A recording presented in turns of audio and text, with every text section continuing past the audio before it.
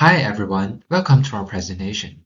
We are Team 1 from Group 1, representing the Tuesday class for BSC130. Over the past few weeks, we have learned a lot of fascinating mathematical theories in this course.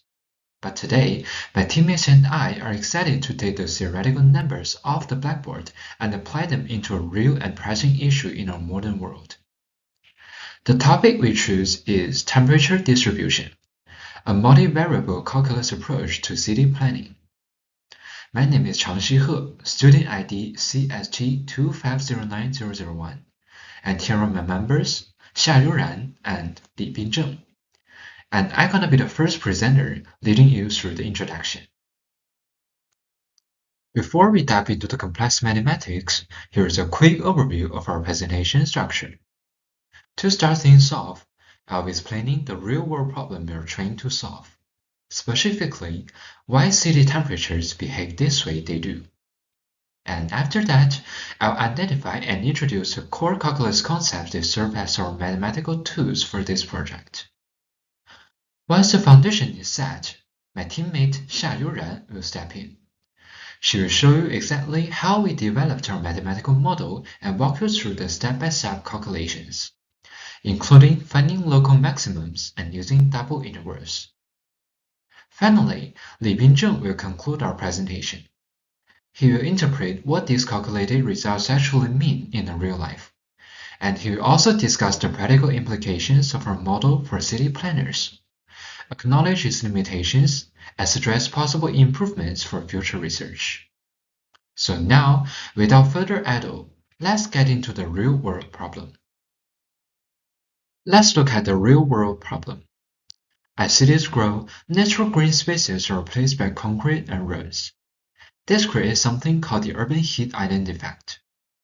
Concrete and asphalt absorb a huge amount of heat from the sun.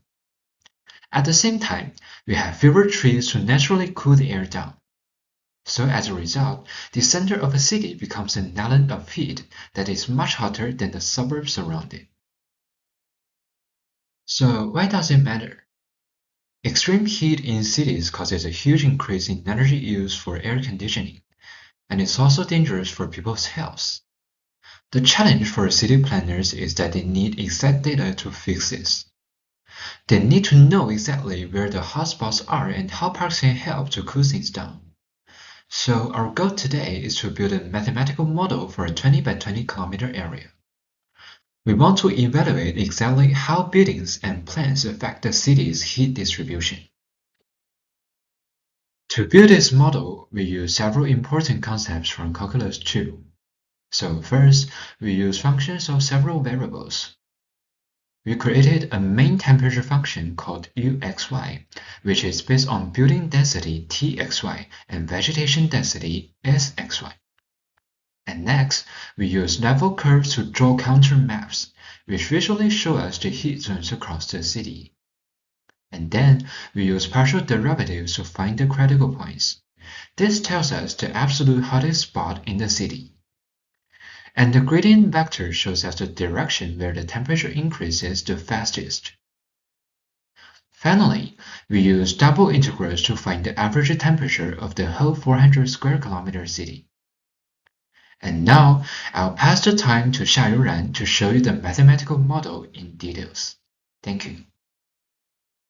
CST2509047. To better study the heat island effect, I turned this practical problem into a mathematical model. But before we start modeling, there's some preparation work to do. There are two main assumptions for this model. First is the city's terrain is flat, so the effect of elevation z on temperature is not taken into account. Another assumption is that from the city center to the periphery, building density gradually decreases while vegetation density increases. Next is a variable declaration. U is the temperature at a certain point, and we use 27 Celsius as the reference temperature. S is the vegetation density. Its value is between 0 and 1. T is the building density. Its value is between 0 and 1. X is the x coordinate and y is the y coordinate of a point. Their range is from negative 10 to 10, and the unit is kilometer. Next, we construct a model by combining the practical situation and relevant research. U is a function of S and T, and S and T are functions of X and Y. To be noted that the vegetation density S consists of two parts, the baseline vegetation density and the vegetation density caused by a park located at 3.2 of the city. We can express the function u as function of x and y by composite function. Now that we have our mathematical model, we can do some calculation and analysis. First, calculate the temperature on the city center by setting x and y to 0 in function u, and we can get 30.68 Celsius. Then find the local maximum point. Here is my work. First, I find the critical point by setting ux and uy to 0. And then I use second derivative test to make sure it is a local maximum point.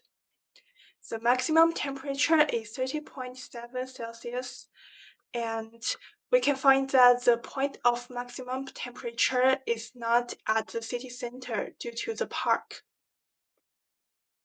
Next, calculate the average temperature by using double integral. Here is my work. The average temperature is 29.16 Celsius, and the average temperature of the city is higher than its periphery. Then calculate the gradient at certain point, which show the direction the temperature increases most rapidly, and as well as the maximum rate of increase.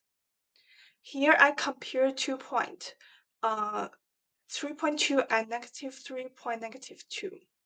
We can find that though the park has a relatively low temperature, its rate of increase is higher in this circumstance.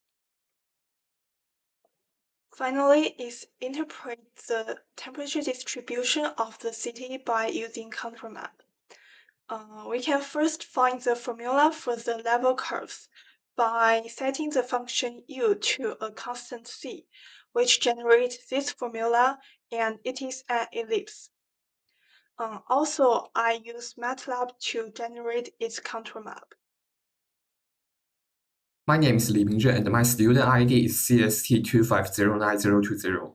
In our team's presentation, I'm responsible for interpretation and discussion. So let's analyze the mathematical result that we calculated before. We let the partial derivatives equal to 0. Then we can find the local maximum. The local maximum can represent the real life heat island codes of cities. By using multiple integrals, we can assess the overall urban heat environment, and the contour lines and gradient can help us to see where it cools down and heat up the most. So what's the function of my analysis? The most direct revelation is on this core formula. Quantifying the impact of building and green spaces, this formula clearly shows that an increase in building density leads to warming, while an increase in vegetation density can effectively cool things down. Another revelation can guide city planning. Calculating the gradient can help planners find the spots with the biggest cooling benefits. Adding green spaces in the hottest areas where the gradient changes most sharply can cool them down the fastest with the least amount of space. But any mathematical model has its disadvantages. So does our model. The first limitation is distortion of quadratic models.